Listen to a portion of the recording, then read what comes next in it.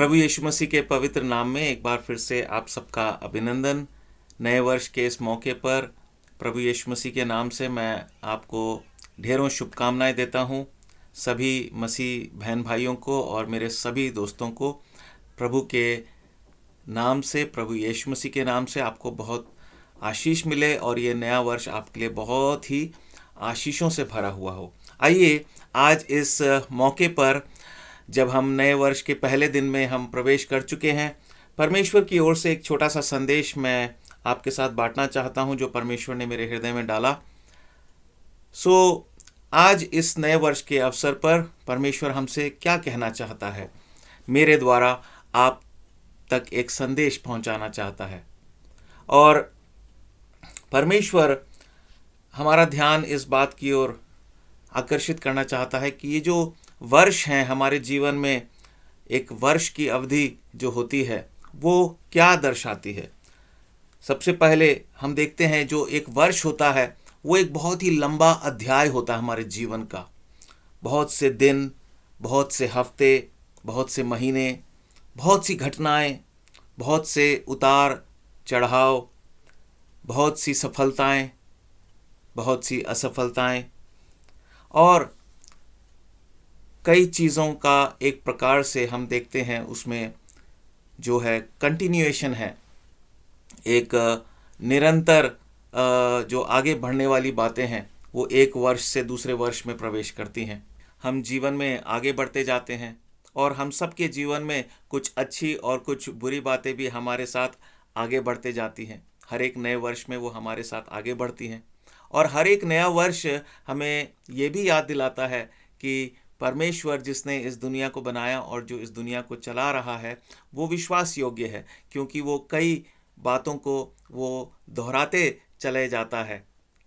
जैसे पिछले वर्ष में उसने हमें अलग अलग मौसम दिखाए, इस वर्ष में भी हमें अलग अलग मौसम वो बिल्कुल वैसे ही वो भी रिपीट होते जाते हैं, वो भी दोहराए जाते हैं और परमेश्वर की विश्वास योग्यता, उसकी दया और करुणा हम पर बनी रहती है।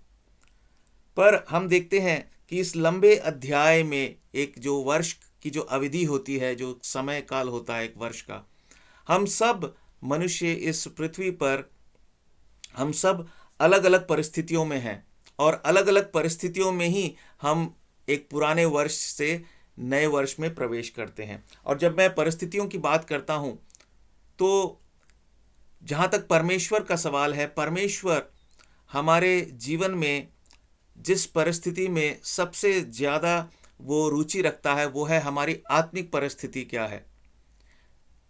हमारे लिए हो सकता है हम अपनी परिस्थितियों को अलग अलग तरीके से देखेंगे।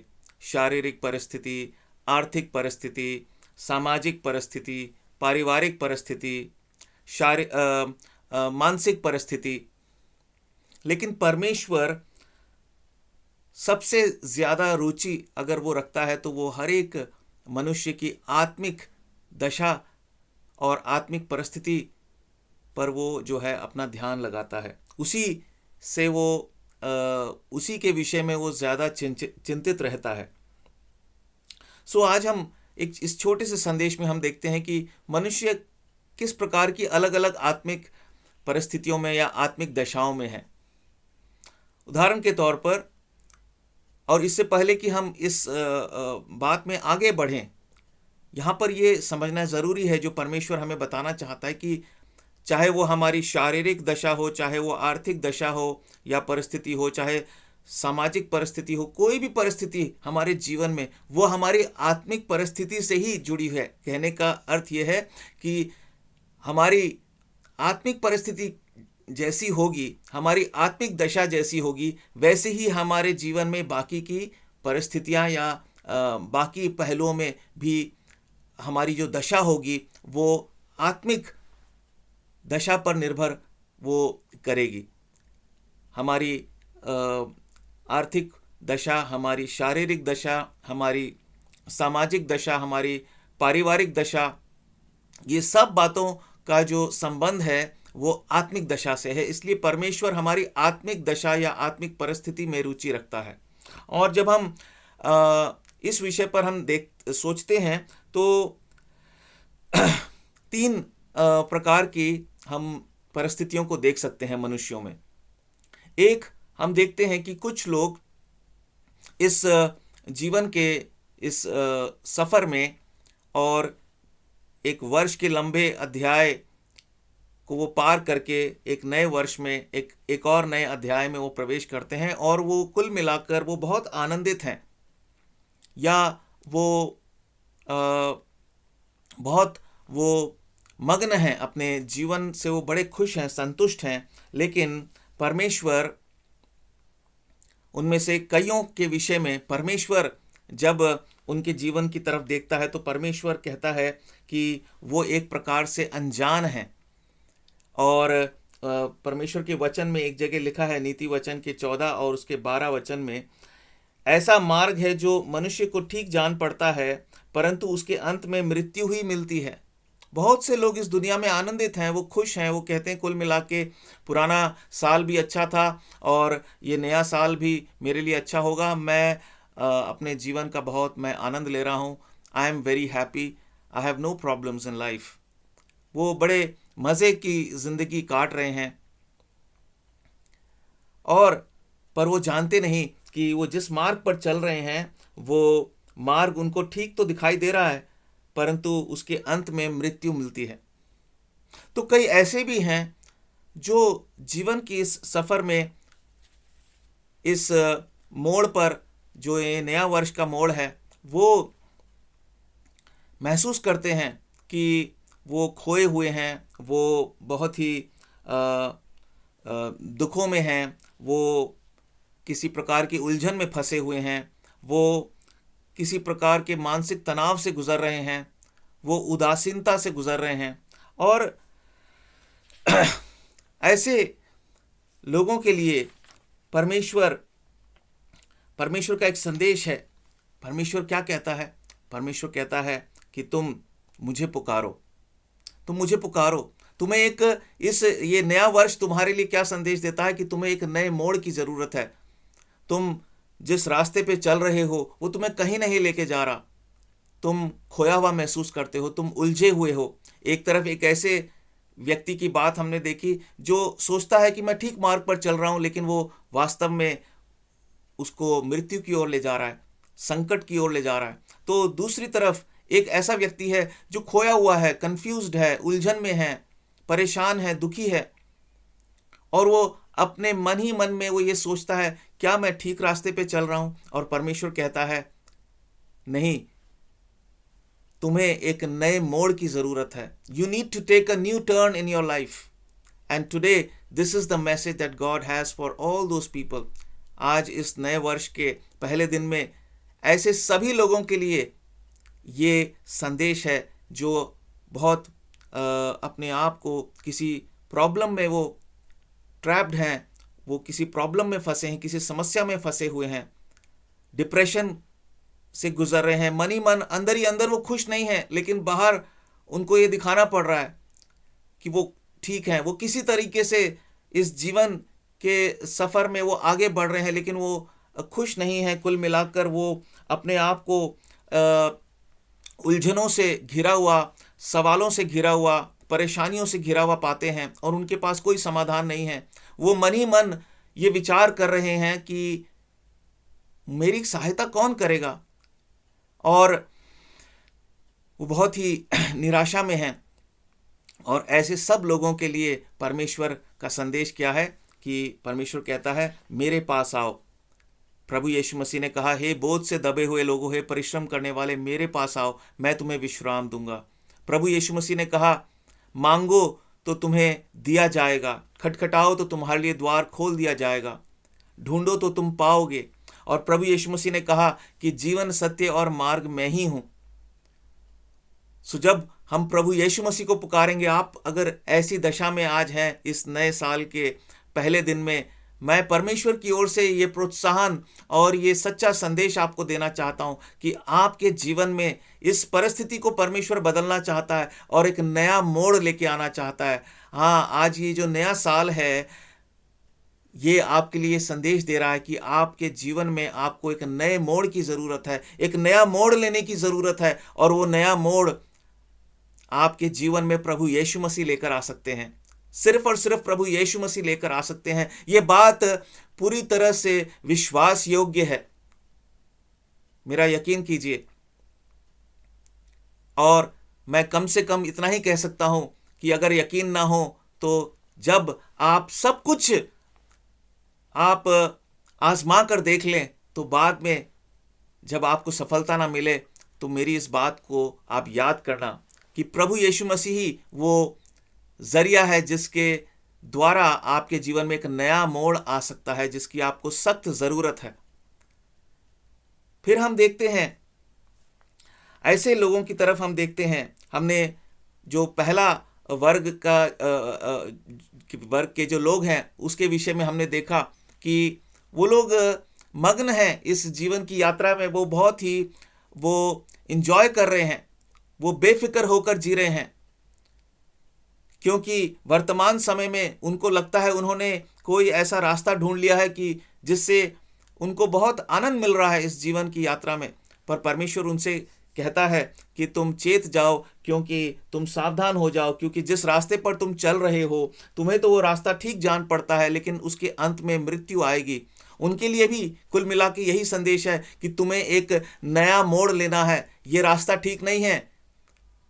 तो इन दोनों प्रकार के लोगों के लिए क्या है संदेश की एक नया मोड़ तुम्हें चाहिए। कई बार हम किसी रास्ते पर जब बड़े मग्न होकर चल रहे होते हैं, हम सोच रहे ठीक हम दिशा में जा रहे हैं, तो हम नए मोड़ के बारे में सोचते नहीं हैं। जब बहुत आगे हम पहुंच जाते हैं और हमें आगे जाकर संकट दिखाई देने लगता है, तब हम व्याकुल हो जाते हैं और हम सोचते हैं ओह काश मैंने इस बारे में सोचा होता, अब मैं क्या करूं। और तब बहुत देर हो चुकी होती है और कोई मोड़ दिखता नहीं है, वो नया मोड़ हमारे जीवन में आता नहीं है।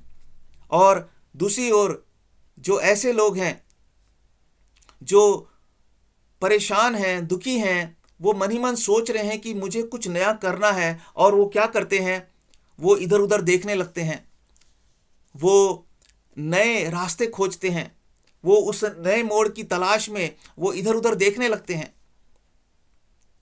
और मनुष्य की एक सोच क्या होती है कि मुझे कोई ऐसा मोड़ मिल जाए जहाँ बहुत ही मैं सहूलियत से उस मोड़ की तरफ मैं मुड़ जाऊं, वहाँ कोई दिक्कत ना दिखाई दे, और वो आसान रास्ता ढूंढता है, वो आसान रास्ता ढूंढता है। लेकिन प्रभु यीशु मसीह ने एक जगह क्या कहा कि जो रास्ता हमें चाहिए, ऐसे व्यक्ति को अगर आप इस प्रकार की परिस्थिति में हैं, अपने आप को पाते हैं और आपको जिस रास्ते पर चलना है वो रास्ता, प्रभु यीशु मसीह ने कहा वो आप सावधान हो जाइए, आप धोखे में मत आइए। वो रास्ता थोड़ा कठिन जरूर है, वो मोड़ थोड़ा सा वो एक पतला मोड़ है, कठिन मोड़ है, वो मोड़ प्रभु यीशु मसीह है, लेकिन अंत में वो जीवन की ओर जाएगा।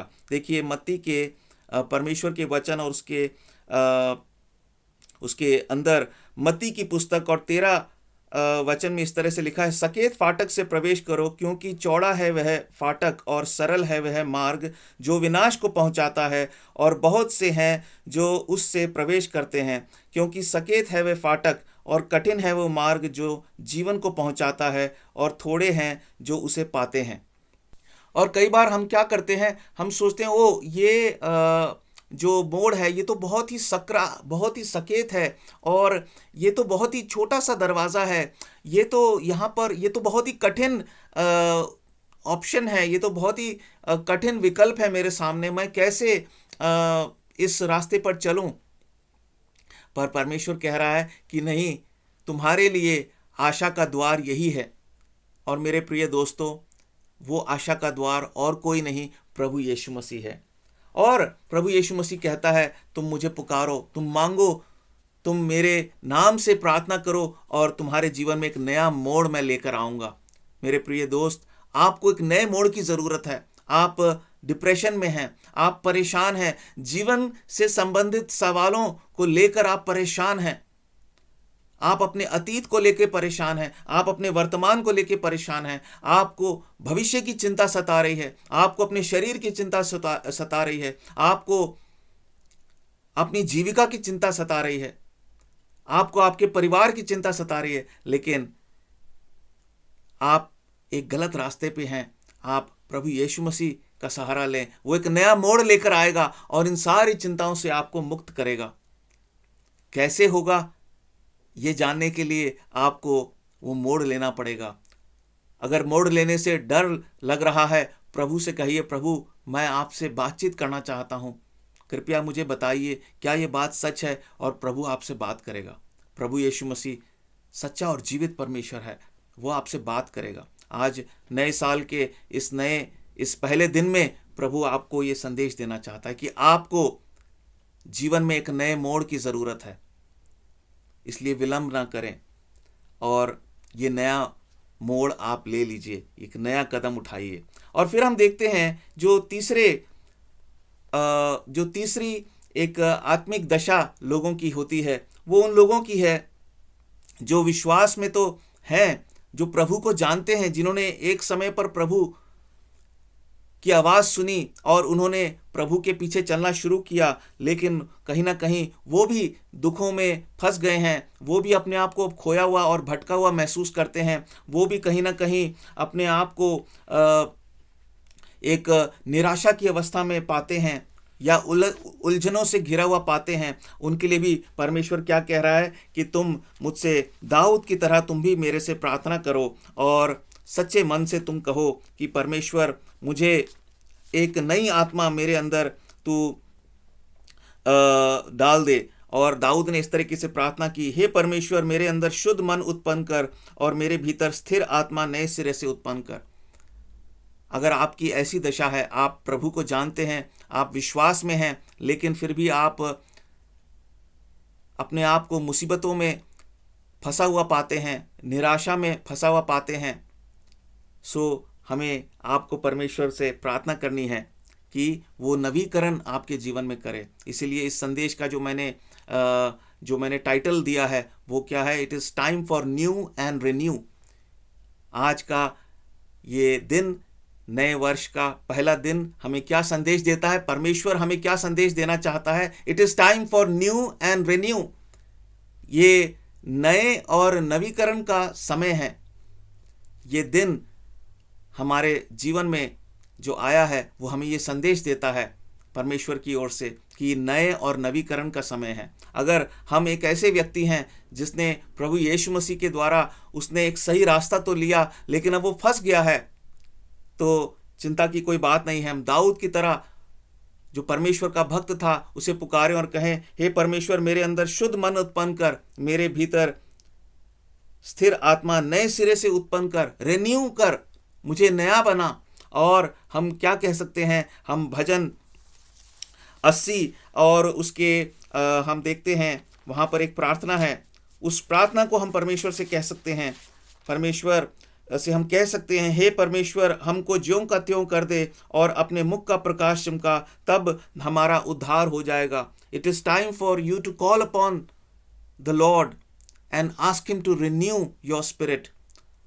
ये समय है कि आप प्रभु यीशु मसीह को पुकारें कि वो आपकी आत्मा को एक बार फिर से वो नया कर दे और एक नया काम आपके जीवन में हो। ये समय है आपके लिए प्रभु की आज्ञा को स्मरण करने का, जहाँ उसने कहा कि तुम संसार के सदृश मत चलो, लेकिन प्रभु यीशु मसीह के वचनों को तुम स्मरण करो और परमेश्वर के वचन को स्मरण करो, जहाँ हमें रोमियो की पत्री और उसके 12 अध्याय और दूसरे वचन में बताया गया, इस संसार के सदृश ना बनो, परंतु तुम्हारे मन के नए हो जाने से तुम्हारा चाल चलन भी बदलता जाए, जिससे तुम परमेश्वर की भली और भावती और सिद्ध इच्छा अनुभव से मालूम करते रहो। आपको एक नए मन की ज़रूरत है, और वो जब आपके जीवन में वो नयापन आ जाएगा तो आप अपने आप को इस प्रकार की समस्याओं में घिरा हुआ और फंसा हुआ, निराशाओं से जकड़ा हुआ नहीं पाएंगे।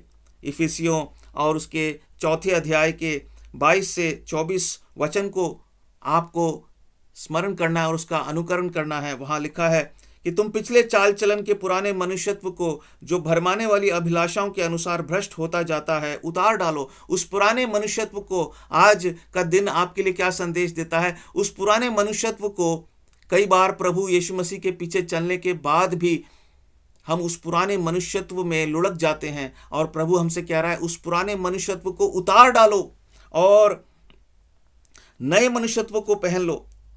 और वो हमसे कह रहा है, और अपने मन के आत्मिक स्वभाव में नए बनते जाओ और नए मनुष्यत्व को पहन लो, जो परमेश्वर के अनुरूप सत्य की धार्मिकता और पवित्रता में सिरजा गया है। परमेश्वर ने सिरजा है हमारे लिए वो नया मनुष्यत्व।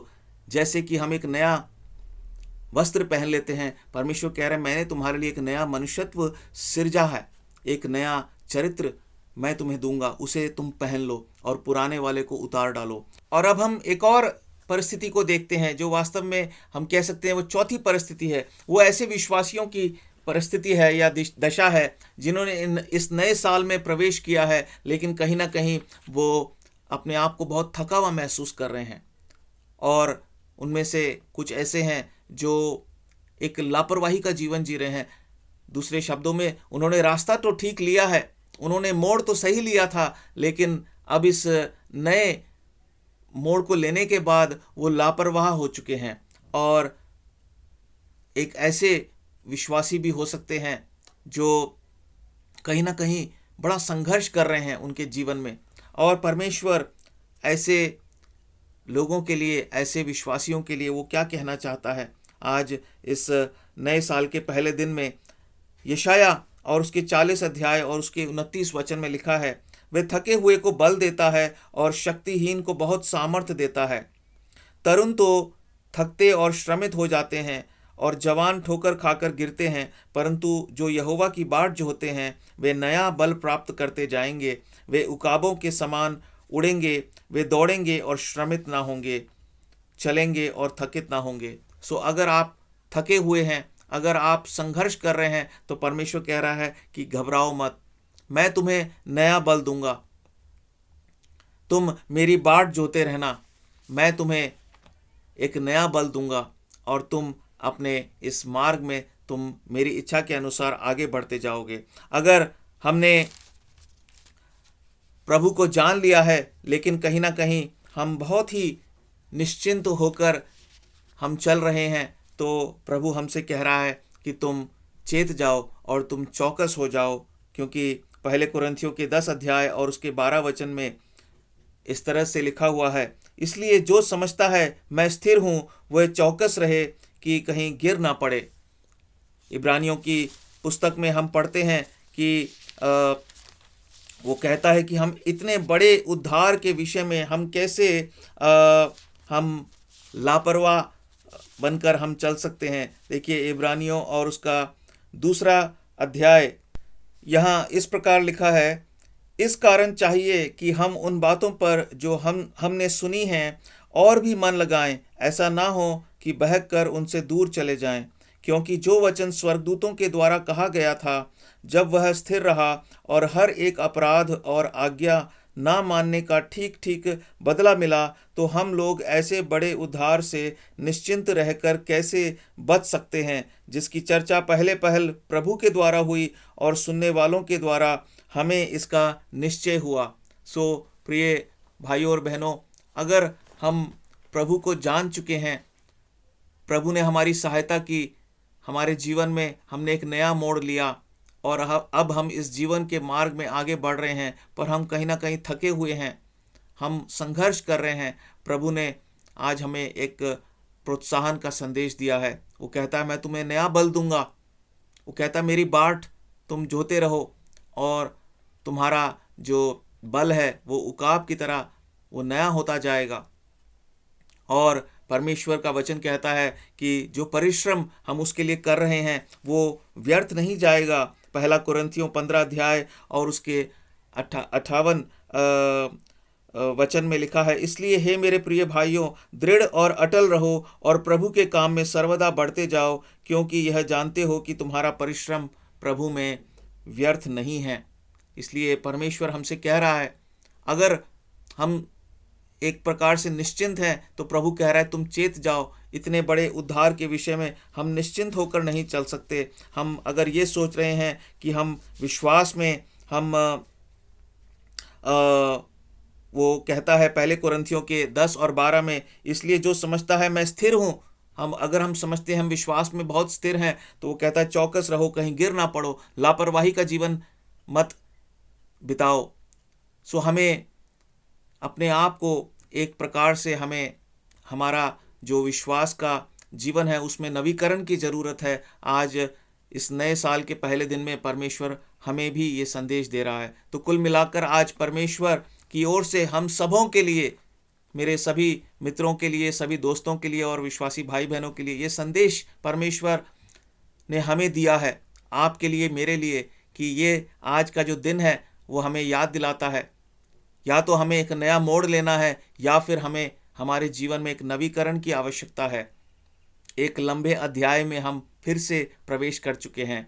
वही सिलसिला दिनों का, हफ्तों का, महीनों का, बहुत सी घटनाएं, बहुत से उतार और चढ़ाव हमारे सामने आने वाले हैं, लेकिन परमेश्वर की विश्वास योग्यता वो ठीक उसी तरह से वो फिर से दोहराई जाएगी जिस तरह से वो पिछले वर्षों में हमने देखी।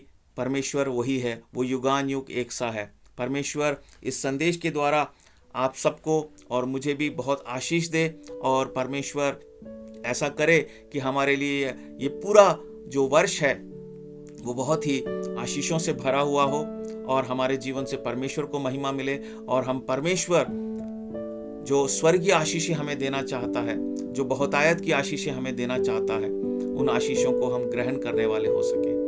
परमेश्वर आपको बहुत आशीष दे। God bless you.